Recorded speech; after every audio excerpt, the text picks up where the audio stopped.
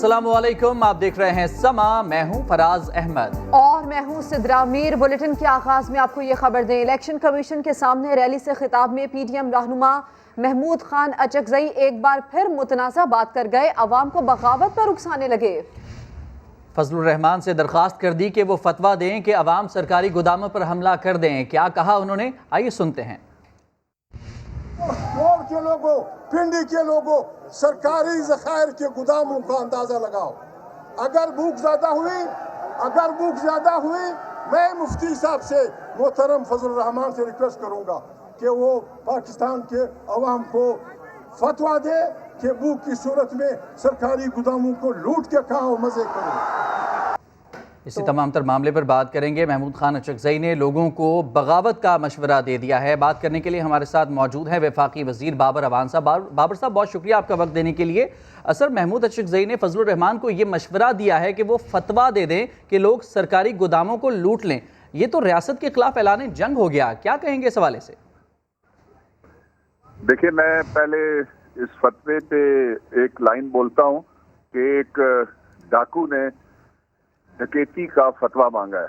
डकैती और जराइम के फतवे नहीं दिए जा सकते, पहली बात ये है। दूसरा, जो जहाँ तक बगावत का ताल्लुक है, ये बुज़दिल लोग बगावत नहीं कर सकते।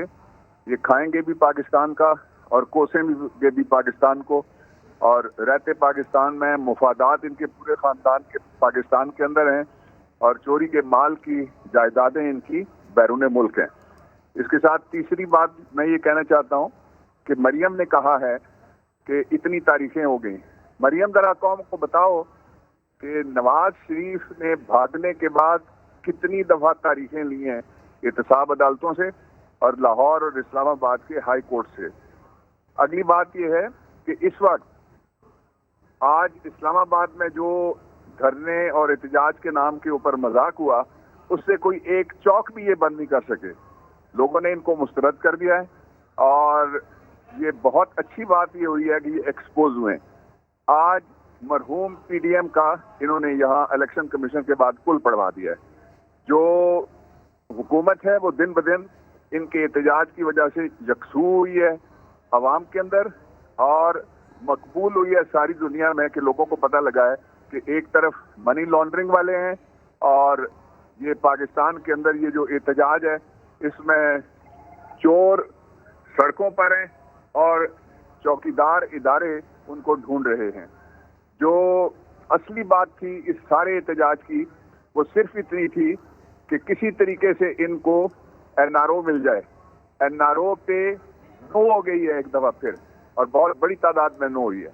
इस वक्त भी जो आप दिखा रहे हैं एहतजाज की वीडियो, आप खुद गिनती करें अगर, तो गाड़ियां ज़्यादा हैं और बंदे कम हैं। आज जो इनको अवाम ने जिस तरीके से धुतकार दिया है, उसके बाद इनको बाहर निकलते हुए शर्म आनी चाहिए। ठीक है बाबर अवान साहब, आपका ये कहना है कि अवाम ने पीडीएम के इस एहतजाज को धुतकार दिया है। आपने वक्त दिया, आपका शुक्रिया। महमूद खान अचकजई ने लोगों को बगावत पर जिस तरह से उकसाया है, जो बात की है, उसी पर बात करेंगे। मुफ्ती जुबैर साहब हमारे साथ हैं। मुफ्ती साहब हमारे साथ ही रहिए। महमूद खान अचकजई ने क्या कहा है वो पहले आपको सुनवाते हैं, फिर आपका रद्द-ए-अमल इस पर लेंगे।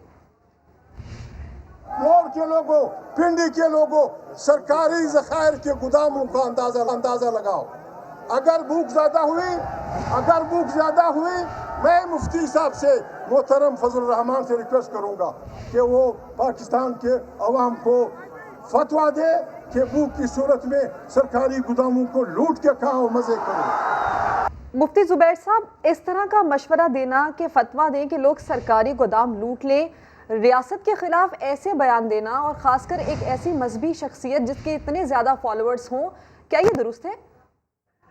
मैं समझता हूँ ये बिल्कुल गलत है। खिलाफ आइन और खिलाफ दस्तूर और खिलाफ कानून तो है ही, लेकिन साथ ही साथ एक मुसलमानों की रियासत के हुक्मरान के बारे में या एक मुस्लिम हुकूमत के बारे में बगावत की इस तरह की बात करना खिलाफ शरीयत भी है, खिलाफ इस्लाम भी है। मैं ये समझता हूँ कि ये बिल्कुल गलत है। मौलाना फजलुर रहमान साहब को उन्होंने ये मशवरा दिया है, वो हमेशा आइन और दस्तूर की बात करते हैं, और आइन और दस्तूर की हमेशा पासदारी का उमूमन लिहाज भी रखते हैं। मैं ये कहना चाहता हूँ, जमहूरी एहतजाज हर एक का हक है, لیکن بغاوت پر اکسانا یا اسٹور اور اس طرح گوداموں کو کھول دو اور لوگ جا کر کے لوٹ لیں، انارکی پھیلانا، فساد پھیلانا خلاف شریعت ہے، خلاف اسلام ہے۔ محمود خان اچکزئی صاحب کا یہ بیان اسلامی شریعت کی روح سے بھی درست نہیں ہے۔ ٹھیک ہے، مفتی زبیر صاحب آپ ہمارے ساتھ موجود رہے گا، ہمیں جوائن کیا ہے ہمارے سینئر تجزیہ کار خالد عظیم صاحب ہمارے ساتھ موجود ہیں۔ خالد صاحب، اس طرح کی بات ایک ایسے فورم پر آ کر کہنا، نقص امن کا بھی اس سے خطرہ پیدا ہو سکتا ہے، ریاست کے خلاف عوام کو بغاوت پر اکسانے کی بات کی جا رہی ہے، فتویٰ دینے کی بات کی جا رہی ہے، اس تمام تر معاملے پر قانون کیا کہتا ہے؟ دیکھیں جی، تاجر پاکستان میں بہت سی ایسی شکلیں موجود ہیں جس میں اس قسم کی یہ جو اکسانے کا عمل ہے جی اس کو باقاعدہ طور پر اس کا پیرٹی میں ہوتا ہے جیسے وہ جرم آپ خود کر رہے ہیں۔ اکسانا جو ہے وہ اس جرم کرنے کے مترادف جرم سمجھا جاتا ہے، جس میں سے اب یہ لوٹنے کے لیے اکسانے کی بات کر رہے ہیں، تو میں یہ سمجھتا ہوں کہ یہ جو لوٹنے کی سزا ہے وہی ان کے لیے بھی اسی انداز میں بنتی ہے۔ تعزیرات پاکستان میں اس حوالے سے بہت سی شکلیں جو موجود ہیں، اور پھر اس کے بعد جب یہ اسٹیٹ کے خلاف اکسا رہے ہیں تو اسٹیٹ کے اینٹی اسٹیٹ جو دفعات وہاں پہ موجود ہیں 120 سے لے کے 123 تک تعزیرات پاکستان کی، اور ان میں سے کچھ کا اطلاق جو ہے وہ بھی اس پہ ہو سکتا ہے۔ لیکن یہ پولیٹیکل معاملات ہیں، میں یہ سمجھتا ہوں کہ جوش و جذبات میں اور جب سامنے مجمع دیکھتے ہیں تو اس قسم کے خطابات ہوتے ہیں، اور اگر ہم دیکھیں تو جب پی ٹی آئی کا دھرنا تھا تو اس وقت سول نافرمانی کی اور بل نہ دینے کی اور بل جلا دینے کی باتیں جو ہوتی رہی۔ بالکل متنازع بیانات ہیں اور سیاست کو اس طرح کے معاملات سے دور رکھنا چاہیے۔ بہت شکریہ آپ کا خالد عظیم صاحب ہمارے ساتھ موجود تھے، اور مذہبی اسکالر مفتی زبیر صاحب ہمارے ساتھ موجود تھے۔ آپ دونوں حضرات کا بہت شکریہ۔ پی ڈی ایم سربراہ نے ایک بار پھر حکمران جماعت پر الزامات کی بوچھاڑ کر دی، کہا قوم پر آشکار ہو گیا کہ تحریک انصاف نے اسرائیل اور بھارت سے آئے فنڈ سے الیکشن لڑا۔ انہوں نے کہا کہ کوئی غیرت مند امام اپنی روزی کے لیے یہودی اور ہندوؤں کا پیسہ نہیں لے گا، ہم تمہارے اعزازیے پر لعنت بھیجتے ہیں۔ میں تو 2012 سے یہ بات کہہ رہا ہوں کہ یہ یہودی ایجنٹ ہے، وہاں سے اس کو سپورٹ حاصل ہے، اور آج پوری قوم پر آشکارا ہو رہا ہے کہ اسرائیل اور ہندوستان کے فنڈ سے اس نے الیکشن لڑے ہیں۔ کوئی غیرت مند امام کسی قیمت پر یہودیوں اور ہندوؤں سے آیا ہوا پیسہ اپنی روزی کے لیے استعمال نہیں کرے گا۔ ہم بھوکا سونے کے لیے تیار ہیں، لیکن تمہارے اعزازیے پر لعنت بھیجتے ہیں۔ ہمیں مجبور مت کرو۔ پھر کہتے ہیں آپ اداروں سے بات کرتے ہیں، ادارے آسمان سے نہیں اترے، ادارے ہماری سوسائٹی کے لوگ ہیں۔ فضل الرحمان تنہائی کی اذیت کا شکار ہو چکے ہیں، وہ کسی حکیم سے رجوع کریں اور سی بی ڈی کا استعمال کریں۔ وفاقی وزیر فواد چودھری نے پی ڈی ایم سربراہ کو مشورہ دے دیا، کہا مریم نواز نے 1200 کے مجمع کو لاکھوں افراد سمجھ کر خطاب کیا، ان کے اعتماد کو داد دینی پڑے گی۔ کانفیڈنس سے آج مریم نواز شریف نے 1200 کے مجمع کو لاکھ 1.5 بندہ سمجھ کے خطاب کیا، وہ بھی ان کے کانفیڈنس کا اظہار ہوتا ہے۔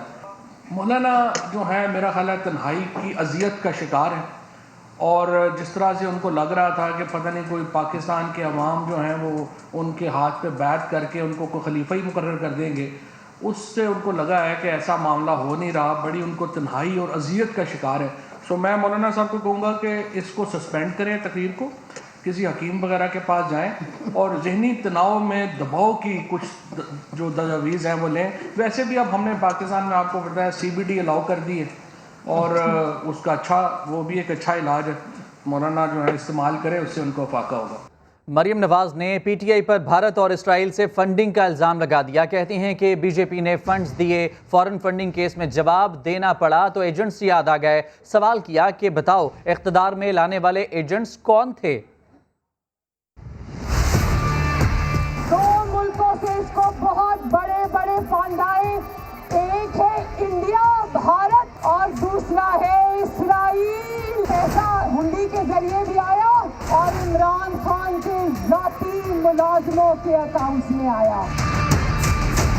سرجیت दोसांझ भारतीय जनता पार्टी का वो मेंबर है, उसने इसको फॉरेन फंडिंग में पैसा दिया और जिस इसराइली ने इसको पैसा दिया उसका नाम है बैरी सी शेफ। कहता है मैंने नहीं किया, मुझे नहीं पता, सब मेरे एजेंट्स ने किए। अगर ये सब तुम्हारे एजेंट्स ने किया है तो जरा ये भी बता दो ईसीपी के सामने 2018 के इलेक्शंस में तुम्हारे बैलेट बॉक्सेस में वोट किस एजेंट ने डाले थे? अगर पैसा देने वाले एजेंट्स थे तो तुम्हें इक़्तिदार में लाने वाले एजेंट्स कौन थे? ये भी बता दो कि साकिब निसार से तुम्हें साकिब और अमीन का सर्टिफिकेट दिलवाने वाले एजेंट्स कौन थे? तुम्हारे लिए मीडिया को मैनेज करने वाले, मीडिया को दबाव में लाकर अपनी मर्जी की खबरें चलवाने वाले एजेंट्स कौन है? हमारे हर जुर्म और हर गलती पर पर्दा डालने वाले एजेंट्स कौन हैं? लोग जानते हैं कि तुम्हें 22 करोड़ अवाम पर मुसल्लत करने वाले एजेंट्स कौन हैं। देख लो, जहां जहां आवाज जा रही है देख लो, लोग नहीं डर रहे। पाकिस्तान बदल रहा है, तुम जितना भी जोर आजमा लो तुम पाकिस्तान के अवाम से नहीं जीत सकते। और एहतजाज में तो आ गए, लेकिन फॉरेन फंडिंग केस है क्या? कारकुनान को इल्म ही नहीं, कोई ओहदा मिलने की लालच में मुजाहरे में पहुंचा तो किसी ने बढ़ती महंगाई को मैदान में आने की वजह करार दिया।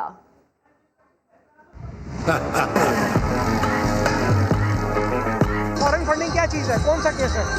फॉरेन फंड क्या पता है?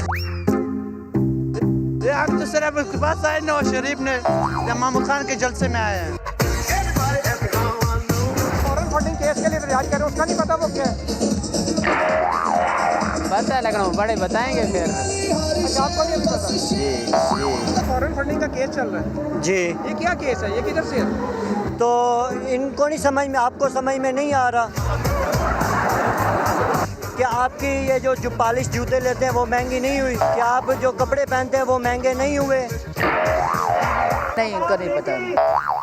हमें तो यही इन्होंने कहा कि हम धरना देंगे और धरने के बाद वो नवाज हमें ओहदा दे देंगे, फलान करेंगे। ऐसी बात तो कोई नहीं होती। अब इमरान खान इतना पागल नहीं है जो मैं लेके दे देगा कि आप जाए नहीं, मैं ऐसी बात दे देता हूँ, ऐसा तो कोई भी नहीं है।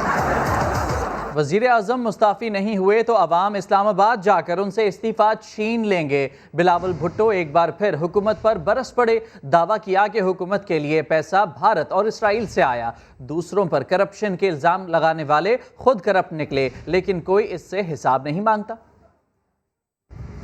पाकिस्तान डेमोक्रेटिक मूवमेंट पीटीआई का फॉरेन फंडिंग केस के खिलाफ एहतजाज कर रहा है।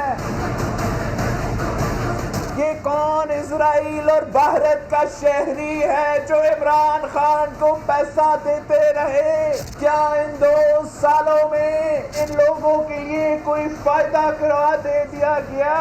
इलेक्शन कमीशन को जवाब देना पड़ेगा। ना सिर्फ सिलेक्टेड है, ये तो स्पॉन्सर्ड भी है।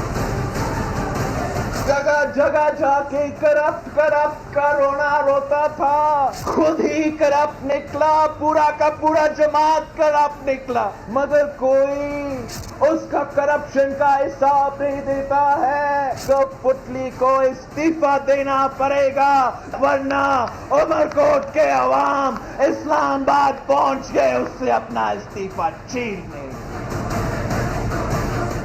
इसराइल को तस्लीम करने का सवाल ही नहीं पैदा होता। वज़ीर ख़ारजा शाह महमूद कुरैशी ने 2 टोक ऐलान कर दिया। कहा, कराची में इसराइल नामंजूर के बैनर्स सियासी मकासद के लिए लगाए जा रहे हैं।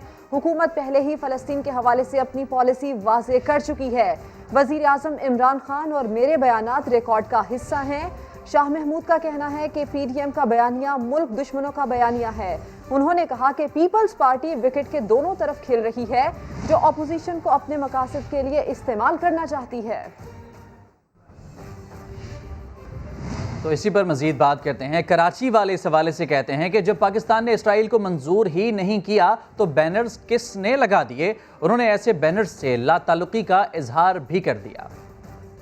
اسرائیل کو تو کوئی تسلیم نہیں کر سکتا حکومت، اتنا آسان تھوڑی اسرائیل کو تسلیم کر سکتا۔ بات میری سمجھ میں نہیں آ رہی وہ چاہ کیا رہے ہیں، وہ کیا منظور کروانا چاہ رہے ہیں؟ حکومت نے تو واضح پالیسی دے دی ہے کہ اسرائیل کو تو منظور کرنا ہی نہیں ہے۔ یہ پیسے کسی غریب لڑکی کی شادی میں خرچ ہو جاتے ہیں، یا کوئی بیوہ عورت ہے اس پہ راشن دے دیتے ہیں اس کو، وہ اچھا رہتا ہے اس کے لیے۔ اور راجکماری کی اداروں پر حملہ کر کے انہیں متنازع بنانے کی خواہش پوری نہیں ہوگی۔ وزیر اعلیٰ پنجاب کی معاون خصوصی فردوس عاشق اعوان کا مریم نواز پر وار، کہا حکومت کے بارے میں پوچھنے والی مریم نواز الیکشن کمیشن سے اپنے بارے میں بھی پوچھ لیں۔ جعلی راجکماری کا آپ اداروں پہ چڑھائی کرنے کا پہلے دن سے مطالبہ اور خواہش رہی ہے، تمام تدابیر نہ کرنی پڑتی اگر جیل میں اپنے چچا حضور کے کانوں میں جا کے صرف یہ پوچھ لیتی کہ یہ الیکشن کمیشن جس کا چناؤ کیا گیا ان کی خواہش سے ہوا یا نہیں۔ یہ سارا پروسیس جو ہے اس میں ان کے چچا لیڈر آف دی اپوزیشن کی منشا اور ان کی سرپرستی ان الیکشن کمیشن کے چیئرمین کو حاصل ہوئی۔ آج بلاول کا نہ آنا ثابت کرتا ہے کہ اب دال جو ہے وہ جوتیوں میں بٹنا شروع ہو گئی ہے۔ ہمارے اتحادی ہماری طاقت ہے۔ چودھری برادران جو ہیں وہ وزیر اعظم عمران خان کے مشاورتی اور مفاہمتی روڈ میپ میں ایک انتہائی اہم جز ہیں۔ اور اب یہ خبر کہ یادداشت ہی یاد نہ رہی، پی ڈی ایم قیادت الیکشن کمیشن کو تحریری یادداشت جمع کرانا ہی بھول گئی۔ اسی پر بات کریں گے، ذوالقرنین اقبال ہمارے ساتھ ہیں۔ ذوالقرنین اقبال، احتجاج کی اتنی جلدی تھی کہ جس کام کے لیے آئے وہ کام ہی بھول گئے؟ دیکھیں اصل میں تو احتجاج بات آپ کی ٹھیک ہے کہ تھا اسی لیے کہ انہوں نے الیکشن کمیشن آنا ہے، تقاریر بھی کرنی اور باضابطہ پی ڈی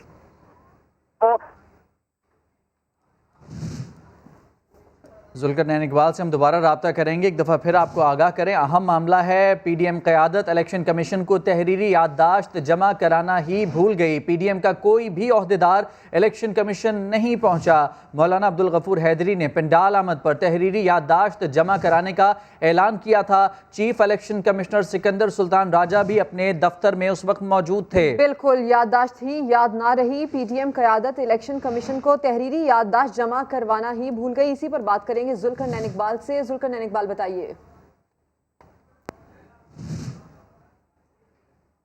دیکھیے آج اپوزیشن کا جو احتجاج تھا بنیادی طور پر تو انہوں نے تقاریر کے ساتھ اعلان کر رکھا تھا پہلے سے کہ وہ تحریری طور پر بھی اپنے جو یادداشت ہے، جو مطالبات ہیں وہ جمع کروائیں گے الیکشن کمیشن کو، جس میں یہ مطالبہ تحریری طور پر بھی کیا جائے گا کہ جو پی ٹی آئی کا ممنوعہ فنڈنگ کا کیس ہے اس کا جلد از جلد قانون کے مطابق فیصلہ کیا جائے۔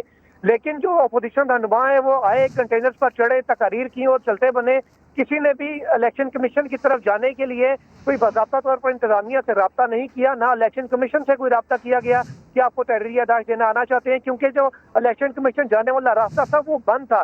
دوپہر کو میری ڈپٹی کمشنر سے اس حوالے سے بات ہوئی تھی پی ڈی ایم کے رہنماؤں کی میڈیا سے گفتگو کے بعد کہ اگر وہ جانا چاہیں تو کیا کریں گے۔ انہوں نے کہا کہ ہم ان کو اسپیشل راستہ بنا کر دیں گے اگر جو کوئی ایم این ایز یا ان کے لوگ جانا چاہیں الیکشن کمیشن، پھر آگے الیکشن کمیشن پر ڈیپینڈ کرتا ہے وہ ان سے ملتے ہیں یا نہیں۔ لیکن کسی نے ریکویسٹ ہی نہیں کی وہاں جانے کی، کیونکہ راستہ بند تھا، اسپیشل راستہ کھلوانا پڑنا تھا۔ جو رہنما تھے وہ صرف اپنی تقاریر کرتے رہے، جو اصل کام تھا جو یادداشت الیکشن کمیشن کو جمع کرانی تھی تحریری طور پر، وہ تو یہ کرنا ہی بھول گئے، آئے تقاریر کی اور کھا پی کے چلتے بنے۔ جی بالکل، یہ اہم معاملہ تھا، جس کام کے لیے آئے تھے وہی کرنا بھول گئے۔ ذوالقرنین اقبال، آپ اہم ترین خبر سے ہمیں آگاہ کر رہے تھے، پی ڈی ایم کی قیادت الیکشن کمیشن کے سامنے تو پہنچ گئی، بڑی تعداد میں کارکنان بھی جمع ہو گئے، لیکن جو یادداشت جمع کرانی تھی جس کے حوالے سے جے یو آئی کی جانب سے باقاعدہ طور پر اعلان کیا گیا تھا کہ جب وہ پنڈال میں آئیں گے تو تحریری یادداشت جمع کرائیں گے، اور اس موقع پر چیف الیکشن کمشنر سکندر سلطان راجہ بھی اپنے دفتر میں موجود تھے، لیکن جس کام کے لیے آئے تھے وہی نہ کیا۔ پی ڈی ایم کی قیادت یادداشت بھول گئی، نہ کسی کارکن کو نہ کسی قیادت کو یاد رہا۔ بالکل، اور صرف یہ پی ڈی ایم ایک جماعت نہیں ہے، اتنی جماعتوں پر مشتمل یہ قیادت جو تحریک لے کر چلی ہے وہ اتنی بڑی اہم بات بھول گئی۔ اور صرف یہی نہیں، اس قیادت کے ساتھ ساتھ جو لوگ احتجاج کرنے وہاں پر آئے ہیں، جو کارکن ہیں، ان کو بھی معلوم نہیں کہ وہ یہاں پر کس لیے آئے ہیں۔ ذوالقرنین اقبال سے بات کرتے ہیں۔ ذوالقرنین اقبال، ابھی تک کارکنان کو یہ معلوم ہوا یا نہیں کہ کس ایجنڈے کے تحت وہ یہاں پر آئے ہیں؟ देखिए कारकुनान तो आखिर तक अपना जो महंगाई का रोना वही रोते रहे। कोई कह रहा था महंगाई हो गई है, कोई कह रहा था कि उनके अपना गुजाती मसाइल हैं जिस वजह से आए हैं। जैसे एक खातून ने भी ऑन कैमरा हमें बताया था कि उनका अपना जो बैतुल माल का फंड है वो बंद हो गया था, वो तो इसलिए आई हैं। एक खातून का ये कहना था, हमें कहा गया था कि आप आएंगे तो ओहदा मिल जाएगा। तो कारकुनान को तो पता ही नहीं था दरअसल कि फॉरेन फंडिंग केस है क्या। मरियम नवाज ने अपनी तकरीर में समझाने की कोशिश जरूर की कारकुनों को, लेकिन जो असल काम उनके करने का था वो करना भूल गई। सिर्फ तकरीर करके चली गई, यादाश्त तहरीरी तौर पर जमा नहीं करवाई। चीफ इलेक्शन कमिश्नर जो है सिकंदर सुल्तान राजा, वो अपने मामूल के मुताबिक अपने दफ्तर में जो शाम 5-6 बजे तक वो बैठ कर अपना काम करते हैं, वो अपना काम करते रहे। इलेक्शन कमीशन का बाकी अमला भी मौजूद रहा जो अपना काम था, मामूल का जो काम है वो करता रहा। लेकिन किसी ने इलेक्शन कमीशन की तरफ जाने की दरखास्त नहीं की, किसी ने ज़हमत नहीं की कि जो असल मकसद है हमारे एहतजाज का, जिस काम के लिए आए हैं वो काम भी कर दें, उस तरफ भी चले जाएं। तो जहाँ पे क़यादत को यादाश्त जमा कराना ही याद नहीं रहा, तो वहाँ कारकुनान को कैसे पता होगा कि वो फॉरेन फंडिंग का जो एक टेक्निकल सी टर्म है कि ये क्या चीज़ है और कैसे होगा, समझाने की गो की कोशिश जरूर की। ये तो यकीनन एक टेक्निकल टर्म है जिसके हवाले से नजर आ रहा है कि किसी को कुछ नहीं पता। माजी में भी हमने यही देखा कि जलसों के अंदर कई इनके कारकुनान को तो पीडीएम का मतलब तक नहीं पता होता। जी बिल्कुल, बस यही अलमिया है कि लोग आ जाते हैं। लोगों को जैसे खातून ने हमें ऑन कैमरा, मैं आपको फिर बताता हूँ कि उसने कहा कि हमें ये कहा गया था आप आएंगी तो आपको ओहदा मिल जाएगा और इमरान खान रिजाइन कर देगा। साथ उन्होंने कहा कि इस तरह बाप अपने बेटे को कुछ नहीं देता तो इमरान खान क्यों रिजाइन करके जाएगा। जब उनको अभी तक कॉन्सेप्ट ही क्लियर नहीं किया कि बुलाया क्यों जाता है। लोगों को महंगाई के नाम पर, खासकर जो मौलाना फजल रहमान के लोग हैं वो तो आते ही इस वजह से हैं, जो मौलाना फजल रहमान इल्जामात लगाते हैं इसराइली एजेंट होने का, वो तो इस कॉन्सेप्ट के जरिए आते हैं और ये कभी नामूस रिसालत। अच्छा जुल्करनैन इकबाल, आप दिन भर से यहीं से रिपोर्टिंग कर रही हैं, ये जितने लोग मनाजिर में दिख रहे हैं चंद सौ लोग लग रहे हैं, क्या इतने ही लोग वहां पर इकट्ठे हुए बस? लेकिन जो हमारा अपना एस्टिमेट था वो तकरीबन 4 से 5 हज़ार के करीब था। जो स्पेशल ब्रांच की रिपोर्ट है अब जो इनिशियली जो अब तक हम तक पहुंची है उसके मुताबिक भी कोई 5 या 5.5 हज़ार के करीब तादाद जो स्पेशल ब्रांच ने रिपोर्ट की है वो है। और दीगर जो इदारे हैं सरकारी उनके मुताबिक भी 5 हज़ार से 6 हज़ार के करीब मैक्सिमम लोग इसमें मौजूद होंगे जब ये जलसा अपनी पीक पर था। लेकिन जब मरियम नवाज का खिताब भी तवील हुआ उस वक्त भी हम देख रहे थे कि लोगों ने वापसी की राह लेना शुरू कर दी थी। और जब मौलाना की तकरीर शुरू हुई तब भी उनके साथ हर जलसे में वैसे ऐसे ही होता है कि जब वो उनकी तकरीर शुरू होती है तो लोग जाना शुरू हो जाते हैं, खासकर जो मुस्लिम लीग नून और पीपल्स पार्टी के कारकुनान है, क्योंकि जब उनके रहनुमाओं की तकरीर पहले हो जाती है तो वो जाना शुरू कर देते हैं। तो आखिर में इतना ज्यादा क्राउड वैसे ही नहीं बचता जलसे के एंड में। तो जो 4 से 5 हज़ार के करीब लोग थे वो भी जब जलसा एंड हुआ तो उस वक्त उनकी भी तादाद 10 के करीब रह गई। अच्छा जुल्करनैन इकबाल, इन लोगों को यहाँ पर क्या बताया गया है, क्या गाइड किया गया है? इनको यहीं पर रुकना है, जाना है, इंतजार करना है, इनको आगे क्या करना है, कुछ बताया गया इनको? देखिए जो ही तकरीर खत्म हुई मौलाना फजल रहमान रवाना हुए तो तमाम कारकुनान थे वो जितने भी जमातों के आए हुए थे वो सब रवाना हो चुके हैं अपने अपने घरों को। जो पंडाल है सब तो बिल्कुल साफ हो चुका है, हत्ता कि जो पुलिस से रुकावटें थी वो भी हटाना शुरू कर दी थी क्योंकि तमाम कारकुन पुरअमन तौर पर मुंतशिर हो गए थे। चंद लोग जो थे वहाँ पे जो परेशान हाल फिर रहे थे, जिनके मोबाइल फोन इस सारे मजमे में चोरी हो गए थे, वो वहाँ मौजूद थे, परेशान थे। सूरत हाल ये है कि पीडीएम याददाश्त जमा करवाना भूल गई। यहाँ पर मौजूद लोगों को ये नहीं मालूम कि वो यहाँ पर किस लिए आए हैं और ये भी नहीं बताया गया कि आगे क्या करना है। जुल्करनैन इकबाल, अपडेट करने के लिए आपका शुक्रिया। और दूसरी जानिब पीडीएम के एहतजाज में चोर और जेब कुतरे भी सरगर्म रहे। अब्दुल गफूर हैदरी के सेक्रेटरी और सहाफ़ी समेत दर्जनों अफराद लुट गए। किसी का फ़ोन चोरी हुआ तो किसी का पर्स गया। बिल्कुल ये सूरत हाल रही है यहाँ पर कि लोगों की जेबें कटती रही हैं। पीडीएम के एहतजाज में चोर और जेब कुतरे भी सरगर्म हो गए। अब्दुल गफूर हैदरी के सेक्रेटरी और सहाफ़ी समेत दर्जनों अफराद लुट गए। किसी का फ़ोन चोरी हुआ, किसी का पर्स चोरी हो गया। किस किस की जेब कटी ये जानते हैं। जुल्करनैन इकबाल ही हमारे साथ मौजूद होंगे, उनसे मजीद तफसील हासिल करेंगे कि क्या कुछ होता रहा आज के इस एहतजाज में। पीडीएम का एहतजाज जिसमें चोरी और जेब कुतरे भी जो है सरगर्म रहे, चोरियां होती रहीं। अब्दुल गफूर हैदरी के सेक्रेटरी और एक सहाफ़ी जो है उनकी जेबें कट गईं। कई लोगों के मोबाइल फ़ोन चोरी हो गए, कई लोग नकदी से महरूम हो गए।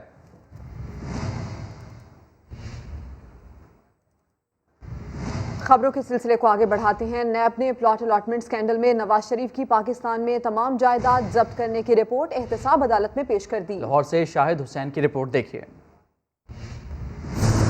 नवाज शरीफ के खिलाफ बतौर वज़ीर आला कवायद से हटकर प्लॉट अलॉट करने का केस। अदालत से इश्तिहारी करार पाए जाने के बाद नैब ने उनकी पाकिस्तान में तमाम जायदाद भी कुर्क कर ली। केस की समाअत शुरू हुई तो एहतसाब अदालत के जज ने इस्तफसार किया कि नवाज शरीफ की जायदाद कुर्क करने से मुताल्लिक क्या पेशरफ्त हुई। तफ्तीशी अफसर ने बताया कि अदालती हुक्म की तामील में मुल्जिम की पाकिस्तान में जायदादें कुर्क कर ली हैं। तमाम महकमों की रिपोर्ट भी लफ है। रिपोर्ट के मुताबिक साबिक वजीर आजम लाहौर और शेखुपुरा में ज़रई अराजी के मालिक हैं। उनके नाम पर 2 ट्रैक्टर और 2 लग्जरी गाड़ियां हैं। नून लीग के कायद की 4 कंपनियों में शेयर भी हैं। अदालत ने केस के दीगर मुल्जिमान को फर्द जुर्म के लिए 28 जनवरी को तलब कर लिया है। शाहिद हुसैन, समा, लाहौर। लीगी रहनुमा शाहिद खाकान अब्बासी कहते हैं कि ब्रॉडशीट कमीशन लेने वालों पर मुश्तमिल है। इस पर अदालत का फैसला है। असल मवाद नैब के पास है मगर वो दिखाता नहीं। जो कमीशन बना है ना, कमीशन लेने वालों को मुश्तमिल है। और भी जजमेंट्स है और असल जो मवाद है वो नैब के पास है, वो दिखाता नहीं है। जो कमीशन बना है ना, कमीशन लेने वालों को मुश्तमिल है। और भी जजमेंट्स है और असल जो मवाद है वो नैब के पास है, वो दिखाता नहीं है। जाली अकाउंट्स केस की बात करते हैं जिसमें बड़ी पेशरफ्त हुई है। एहतसाब अदालत ने deputy chairman senate Salim Mandviwalla को तलब कर लिया। नैब का रेफरेंस बाकायदा समाअत के लिए मंजूर। साबिक MD-PIA एजाज हारून समेत तमाम मुल्ज़िमान को 4 फरवरी के लिए नोटिस जारी कर दिए गए। इस्लामाबाद से सुहेल रशीद की रिपोर्ट देखिए। नैब और सलीम मांडवीवाला का मामला अब अदालत में ही चलेगा। एहतसाब अदालत ने नैब रावलपिंडी का रेफरेंस समाअत के लिए मंजूर कर लिया। डिप्टी चेयरमैन सेनेट को 4 फरवरी के रोज पेश होने की हिदायत। जज मोहम्मद बशीर ने रेफरेंस में नामजद साबिक MD-PIA एजाज हारून, सलीम मांडवीवाला के भाई नदीम मांडवीवाला, मुबैना बेनामी तारिक महमूद को भी नोटिस जारी कर दिए हैं। नामजद मुल्जिमान अब्दुल गनी मजीद, अब्दुल कयूम और अब्दुल कादिर को भी तलब कर लिया गया। नैब ने रेफरेंस दायर करते हुए मौक़िफ़ अपनाया था कि किडनी हिल्स में पार्क के लिए मुख्तस ज़मीन को एजाज हारून ने गैर कानूनी तौर पर सलीम मांडवीवाला की मुआवनत से अब्दुल गनी मजीद और ओमनी ग्रुप को फ़रोख्त किया। बदले में जाली अकाउंट से 144 मिलियन की वसूलियाँ की और उनसे अपने बेनामियों के ज़रिए सरमायाकारी की। जाली बैंक अकाउंट्स केस में एक और बड़ी पेशरफ्त हुई है। कौमी एहतसाब ब्यूरो ने वज़ीर आला सिंध मुराद अली शाह के खिलाफ रेफरेंस दायर कर दिया है। नैब रावलपिंडी ने एहतसाब अदालत इस्लामाबाद में रेफरेंस दायर किया। रेफरेंस में वज़ीर आला सिंध और अब्दुल गनी मजीद समेत 17 मुल्जिमान नामजद किए गए। मुराद अली शाह पर इख्तियारात के गलत इस्तेमाल, खिलाफ ज़ाब्ता फंड्स जारी करने का इल्ज़ाम है। रेफरेंस के मुताबिक सिंध में तवानाई के मंसूबों में खिलाफ ज़ाब्ता फंड्स जारी किए गए। Nooriabad power company, Sindh transmission and dispatch company मंसूबे में अरबों की हेर फेर की गई। और अब आपको बराह रास्त ले चलेंगे। वफाकी वज़ीर दाखिला शेख रशीद प्रेस कॉन्फ्रेंस कर रहे हैं। कितना बड़ा फ्रॉड है और ये कह रहे हैं मैंने 1800 हमारे कैमरे हैं, हम 600 और इजाफा करने लगे हैं इनके लॉन्ग मार्च तक, अगर पैसे कहीं से मिल गए, वरना हमने इन्हीं के 1800 कैमरों को ठीक करवाया। अगर सारे इलाके में, क्योंकि ये सरहद से भी लोग आए, गुजरांवाला, मंडी भाउद्दीन, वैगनों में एक एक बंदा बैठा था। आप अगर मैं गलत हूं तो यहां आके कह सकते हैं। सारे साफियों ने देखा कि बसें और गाड़ियां और वैगनें बहुत थी, DSNG बहुत थी, लीडर बड़े थे, झंडे बड़े थे, कारकुन नहीं थे। कारकुन ने कहा अस्सलाम वालेकुम है जनाब मौलाना फजलुर रहमान साहब, और फजलुर रहमान साहब ने मुझ पे कहा दीनी मदरसों का, मौलाना फजलुर रहमान साहब मैं दीनी मदरसों के साथ हूं। आप कह रहे हैं तुलबा गन उठाएं, ये चाहते हैं। जब तुलबा ने गन उठाई हुई थी आप मुशर्रफ के साथ थे मेरे, जब दीनी तुलबा ने गन उठाई हुई थी, और क्या नाम था इकराम उनका, साथ इनके जो चीफ मिनिस्टर थे दुरानी साहब, आप और अकरम दुरानी साहब, मुशर्रफ और जनरल निसार जिन मीटिंग्स में होते थे मैं भी उसी में होता था। उस वक्त का आपको दीन के तुलबा नहीं याद आ रहे थे। आज आपका दर्द बड़ा सीरियस है। आज जो कुछ कौम ने आपके साथ किया है आप इसी काबिल हैं। सारी कौम टीवी देख ले, सारे अखबार नवीसों की मुश्तरका राय है कि 3000 लोग थे, मैं 2000 कहना चाहता था। और आपका मसला क्या है? आप कह रहे हैं अहमदीज। मैं आज की प्रेस कॉन्फ्रेंस में चैलेंज करता हूं, अहमदी की तरमीम जो है नून लेके आई और जमीयत उलमाए इस्लाम ने कौमी असम्बली में उसको वोट दिया, मैंने तरमीम पेश की। اور اگر میرے سے زیادہ کسی نے ختم نبوت کی جیل کاٹی ہے مولانا صاحب تو سامنے آئے. مولانا عزیز کے والد مولانا عبداللہ سے لے کے شورش سے لے کے اور تاج پوری سے لے کے اگر کسی نے قید کاٹی ہے تو شیخ القرآن کے ساتھ میرے آپ کے والد مفتی محمود سے بھی بات ہوتی تھی. آپ کن چکروں میں پڑ گئے ہیں؟ آپ کے نصیب میں نہیں ہے یہ سارا کھیل. آپ بچوں کو ورغلا رہے ہیں. میں نے کسی دینی طالب علم کی بات نہیں کی, میں نے بچوں کی بات کی ہے. آج صرف صادقہ آباد سے 2-3 سزوکیاں آئیں بچوں کی. باقی میں اسلام آباد کے مدرسوں اور علماء دین کا بھی شکریہ ادا کرتا ہوں کہ انہوں نے ذمہ داری کا ثبوت دیا. یہ اقتدار کے بھوکوں کا جمعہ بازار لگا ہوا تھا. یہ اقتدار کے بھوکوں کا ایسا جمعہ بازار تھا کہ براڈ شیٹ کا الیکشن. یہ تو راجہ مولانا صاحب اور مریم بی بی صاحبہ, یہ تو ریلوے میں راجہ سلطان سکندر میرے سیکٹری تھے, میرے ساتھ تھے, وہاں سے آئے ہیں. اور ایف آئی اے والے کیا نام ہے, واجد ضیاء, یہ بھی وہاں سے آئے ہیں. آپ کی یاداشت, میں مریم صاحبہ کو کہتا ہوں آپ براڈ شیٹ پڑھیں, آپ کا کیس بہت خراب ہے. آپ پر نیا پنڈارا باس اور پناما 2 کھلنے جا رہا ہے. آپ پڑھیں, براڈ شیٹ کو پڑھیں. براڈ شیٹ کو پڑھے بغیر اس پر تبصرہ کرنا اپنے لیے سیاسی مسئلے پیدا کرنے کے مترادف ہوگا. اور عمران خان نے تو 40,000 لوگوں کے نام دیے, آپ کوئی 4,000 کے ہی دے دیں, 40 کے ہی دے دیں. اور کن ایشوز پہ آپ آ رہے ہیں؟ آج کہ اس شو کے بعد آپ کے لانگ مارچ کو ہم ویلکم کرتے ہیں. جب بھی کریں گے وہ آپ کا آخری سیاسی کارڈ ہوگا. میں نے کہا کہ آپ استعفے نہیں دیں گے, آپ نے نہیں دیے. میں نے کہا آپ ضمنی الیکشن میں حصہ لیں گے, فضل الرحمان صاحب کے 2 امیدوار اس ضمنی الیکشن میں ہیں. میں نے کہا آپ سینٹ کے الیکشن میں حصہ لیں گے. تمام لوگوں نے میرا مذاق اڑایا. یہ سب کچھ ہوا. ایک لانگ مارچ آپ نے کرنا ہے, کل کرنا ہے نا, آج کرو. اور یہ جو آپ کی حالت ہے, میں جان پہ کھیل جاؤں گا. شیخ ہوں, آپ کو کشمیری چائے پیش کروں گا, فضل الرحمان صاحب کو حلوہ, کیونکہ میرا پیر بھائی ہے, کشمش اور پستہ اور بادام والا. آپ قوم کو کس طرف لے کے جانا؟ اس لیے کہ آپ کی لوٹ مار, چوری, ڈکیتی, کرپشن, ڈس آنیسٹی.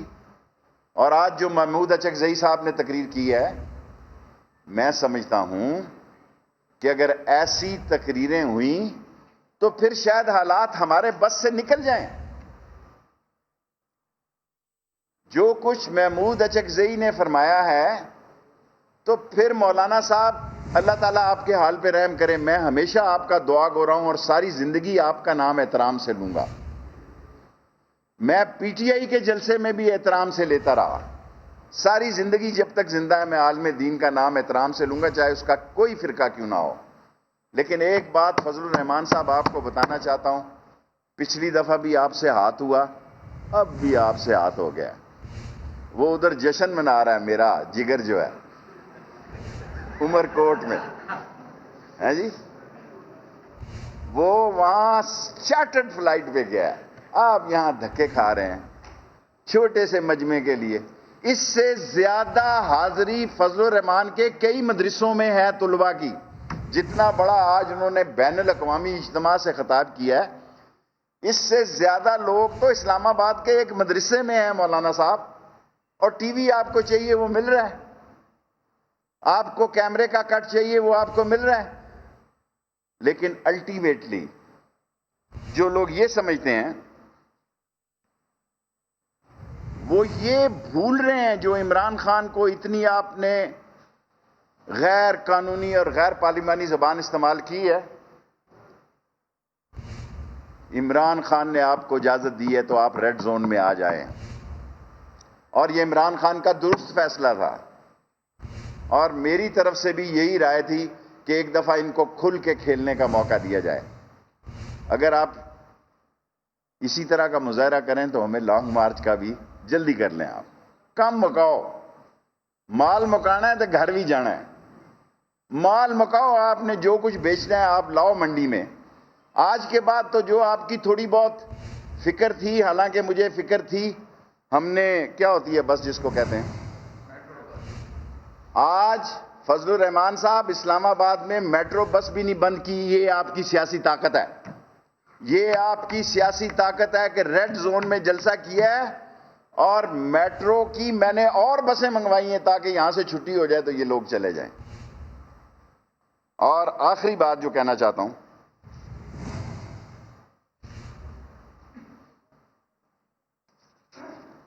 آپ جلسے کریں, یہ آپ کا رائٹ ہے. میڈیا مصروف رہنا چاہیے, ان کا بھی اچھا ہے کہ یہ مسئلہ رہیں. کشمیر کی جدوجہد آزادی میں جتنا کیس عمران خان نے کشمیر کا لڑا ہے, اور پاکستان کی تاریخ میں کشمیر کا کیس جتنا شیخ رشید نے لڑا ہے, دنیا میں پاکستان میں کوئی آدمی نہیں ہے. اگر ہے تو کسی چیلنج میں کسی ٹی وی پہ آ کے چیلنج کرے کہ کشمیر. اور میں اس عمران خان کا وزیر داخلہ ہوں. اسرائیل کی بات آپ کر رہے ہیں, کیا باتیں آپ کر رہے ہیں؟ اسرائیل ریلی منانے جا رہے ہیں آپ یہاں, اسرائیل ریلی منانے. اور ہم بیٹھے ہیں یہاں, ہم عمران خان کے اللہ کے بعد وزیر داخلہ ہیں. دنیا کی کوئی طاقت ختم نبوت کے خلاف بات نہیں کر سکتی جب تک میں وزیر داخلہ ہوں. کسی میں جرت نہیں ہے. اور اسرائیل تو بہت دور کی بات ہے حضور. یہ جو آپ کہانیاں اور داستانیں پیش کر رہے ہیں, اس کا ٹائم ختم ہو گیا ہے. وزیر داخلہ شیخ رشید کا یہ کہنا ہے کہ لانگ مارچ کل کرنا ہے, آج کر لیں, یہ آپ کا آخری سیاسی کارڈ ہوگا. مزید خبریں شامل کرتے ہیں. اسکول کی تعلیم پرائمری لیکن فراڈ بڑے بڑے. ایف آئی اے لاہور نے پرائمری پاس انٹرنیشنل فراڈیوں کا گروہ گرفتار کر لیا. ملزمان ملک سے باہر اکاؤنٹس رکھنے والوں کو کال کر کے لوٹا کرتے تھے. اسی پر بات کریں گے ریاض احمد سے. ریاض بتائیے, ملزمان کا طریقہ واردات کیا تھا اور یہ غیر ملکی بینکوں کے اکاؤنٹ ہولڈر سے کیسے رابطے کرتے تھے؟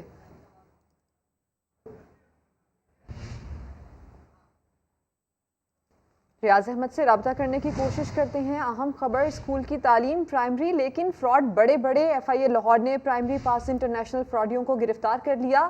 ریاض بتائیے مزید.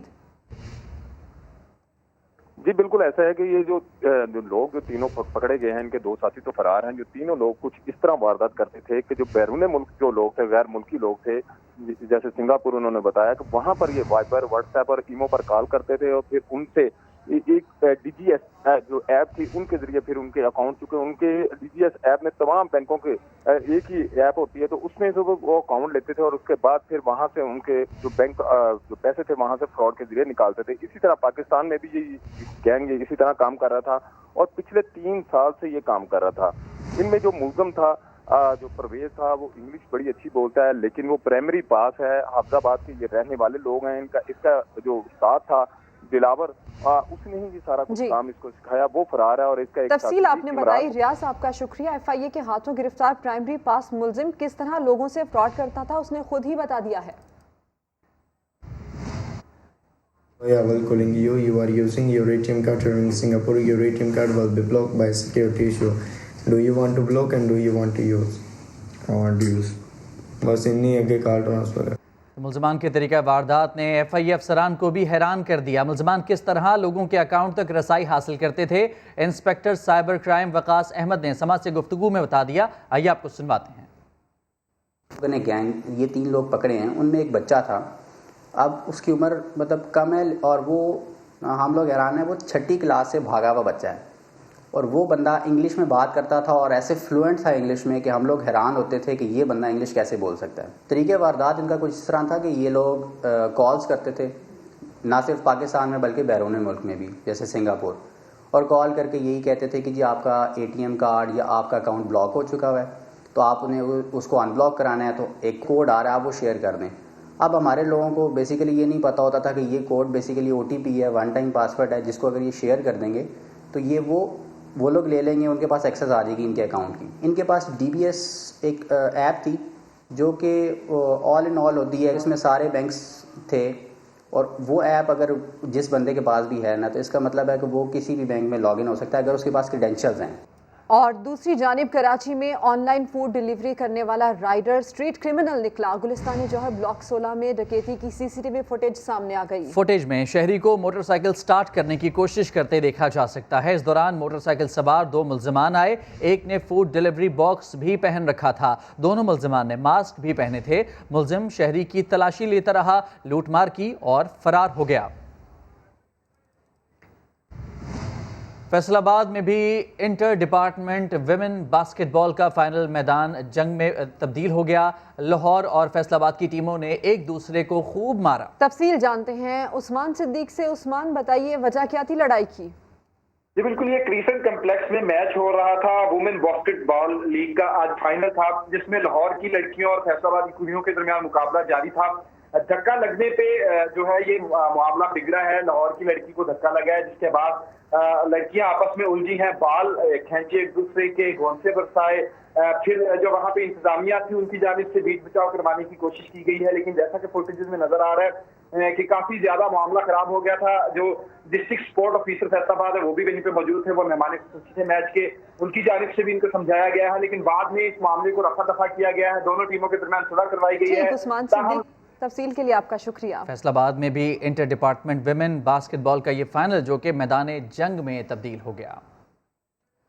کراچی کے علاقے بفر زون میں گندگی کے ڈھیر لگ گئے. سڑکیں ٹوٹ پھوٹ گئیں, پارک برباد پڑے ہیں, لیکن انتظامیہ کچھ نہیں کرتی. رپورٹ کریں گے محمد علی حفیظ. بفر زون اب ہے گٹر زون. گلیوں میں سیوریج اور کچرے کا ڈھیر لگ گیا. جامع مسجد باب الاسلام کے سامنے سیوریج کا پانی سب کو پریشان کر رہا ہے مگر انتظامیہ کو احساس نہیں.